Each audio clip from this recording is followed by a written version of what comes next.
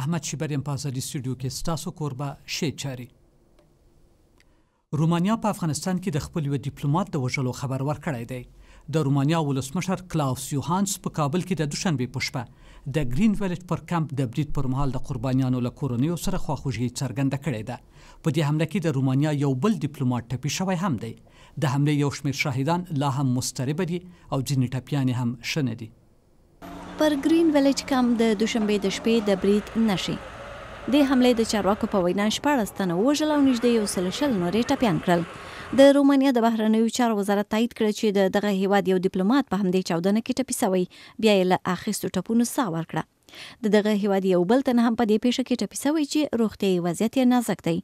د پیښې پر شاهدانو د دې پیښې ژور اغیز لا هم پر خپل ځای دی. نمیخوانه نیست، میخوانه را که سرمشور داد دیگه بسیار ترساندن میان نوشتکای شیرخوره را ترساندک در خوف زدک بسیار یک وحشتناک انفجار بود. بعد از با صدای فایر بوده، فایر کلاشینکوف بود. طالبانو د دوشنبې په شپه پر ګرین ویلج کمپ د حملې مسؤلیت منلی دی.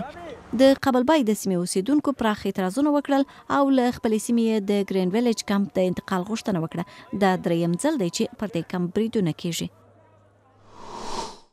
ایران اروپایي هیوادو ته ورکړی ضرب الاجل چې ټاکل شوی و د جمعې په ورځ پای ته ورسیږي تمدید کړ، خو په ورته وخت کې ویلي دي چې د 2015 کال د اټومي تړون له ژمنو به یو ستر ګام په څو ورځو کې په شا شي. د ایران ولسمشر حسن روحانی د کابینه په غونډه کې در این حال ما باز هم 2 ماه دیگه فرصت میدیم ضمن اینکه این گام سوم رو برمیداریم برای اینکه با هم صحبت کنیم. اگر به توافق رسیدیم خب باز هم راه وجود داره برای مذاکره و منطق و توافق.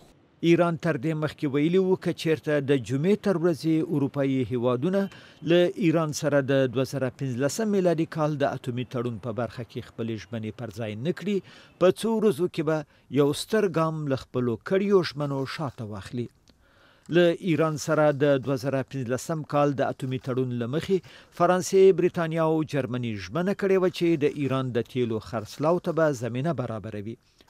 د سې شنبې په ورځ فرانسې وویل د سږ کال تر اخره به ایران ته 15 میلیارډ ډالر پور ورکړي، خو شرط دا دی چې ایران د اټومي تړون ژمنې پر ځای کړي. د ایران دولتي تلویزیون د یو شمېر سرچینو په وینا چې نوم یې نه دی اخیستی ویلي چې تهران دا وړاندیز رد کړی دی. په روسیې کې نن د ختیځ اقتصادي ټولنې 3 ورځنۍ سرمشیزه پیلیږي.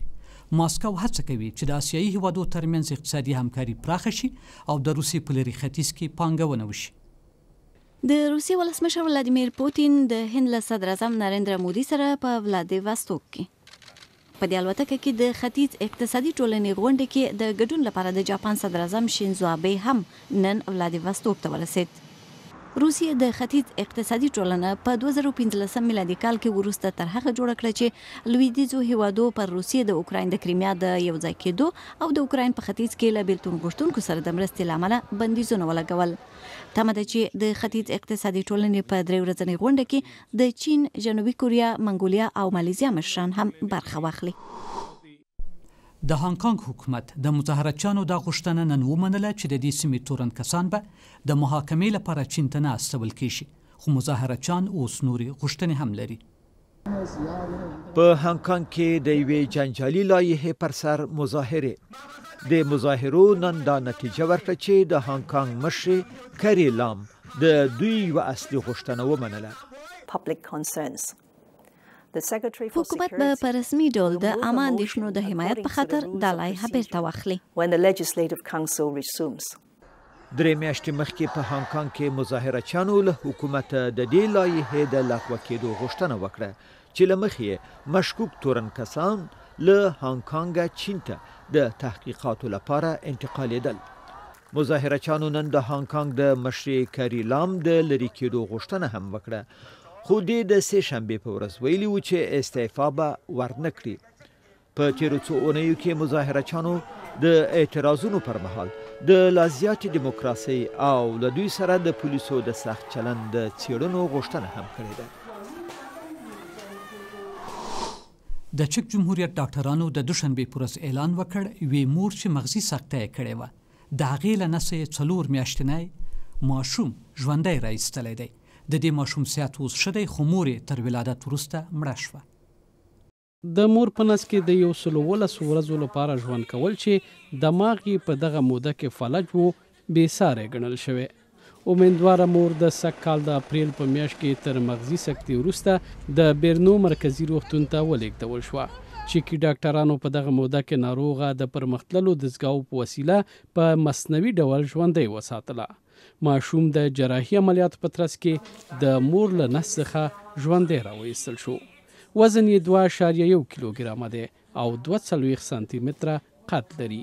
یو ماشوم باید د مور په نس کې 40 اونۍ تیرې کړي خو دا ماشوم یوازې 43 اونۍ د داسې مور په نس کې پاتې شو چې بې هوښه وه.